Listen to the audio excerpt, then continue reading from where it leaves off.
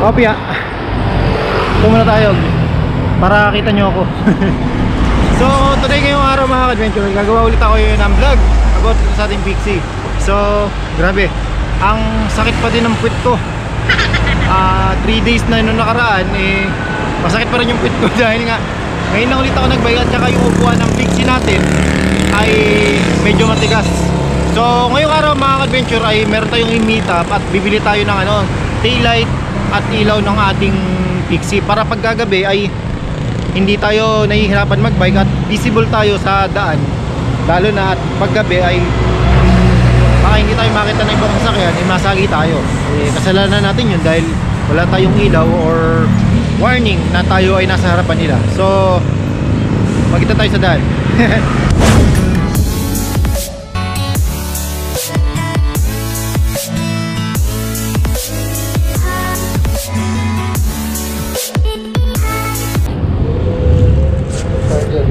Charger po ng flashlight. Kakabit ko na rin. Yan sir yung taillight.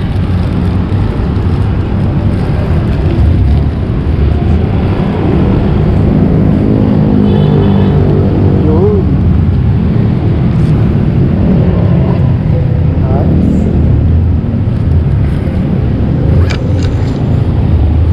Bali daw doon sir 200 po.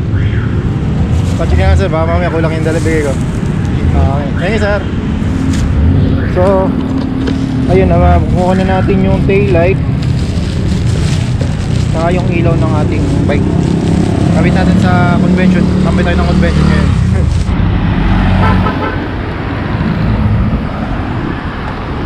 Kuya, pasabay!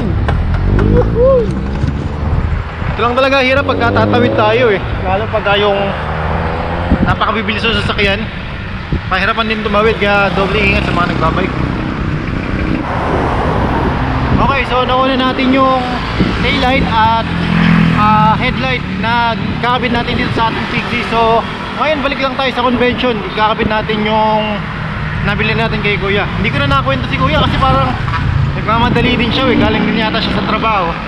Kaya shoutout kay kuya, yung nagbenta sa akin ng taillight at headlight ng ating Pixies. Kakabit na dito ngayon.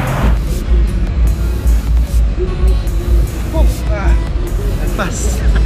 Okay, so dito na lang ulit tayo spot sa kung saan natin nakita nung sinaro to. So kabit muna natin yung nabili nating taillight nang ngayon ay visible na tayo sa daan. So ito na yung taillight na nabili natin. Ay, headlight pala to. Pina-charge ko na din to kay kuya. Kita nyo? Medyo silaw. May blinker siya. Alay, ulitin natin. Steady, dim, blinker, tas turn off. So tatlo yung mode nya. So tingnan natin naman yung isa, yung pinaka daylight, luwang rubber. Tapos yung pinaka USB nya para sa charger. Kasi ito yung pinaka taillight natin. Pinili ko kulay red favorite ko din kasi yung motor ko kasi kulay red. Yun lang, ayaw. Yun. So taillight steady. Ano ba tawag dito? Tatlo din yata yung mode nya yan. Ito yung gagamitin natin pag magra-ride tayo sa gabi para kitang kita tayo. Rapid, steady. Ay, ayaw mamatay. Ayan, sa blinker yung gagamitan natin. So kabit muna natin siya.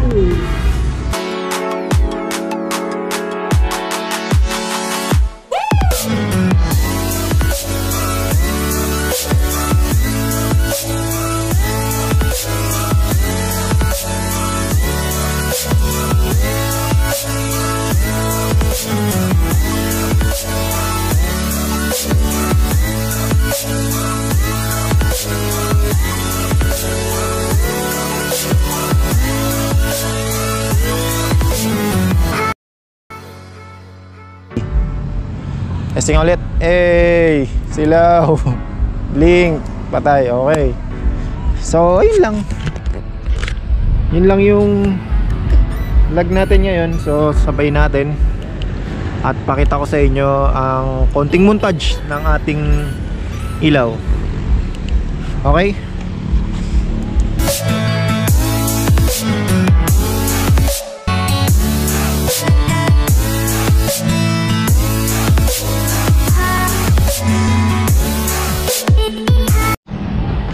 So yun, nakakabit na natin yung headlight at taillight natin. So testingin natin ngayon kung ano yung itsura sa dilim ng pinaka headlight natin, kung malakas ba siya or mahina. So mura lang naman to eh, hindi ako maasa na malakas yung pinaka ilaw natin. Punta tayo sa dilim. Okay, dito sa part na to, medyo madilim dito. Tingnan lang natin kung okay yung nabili nating ilaw. Ay, doon pa na eh, nasa backhaul. High beam! Wey! Yan na, kita na yung hindahan natin. Oh, pwede pa nalayo.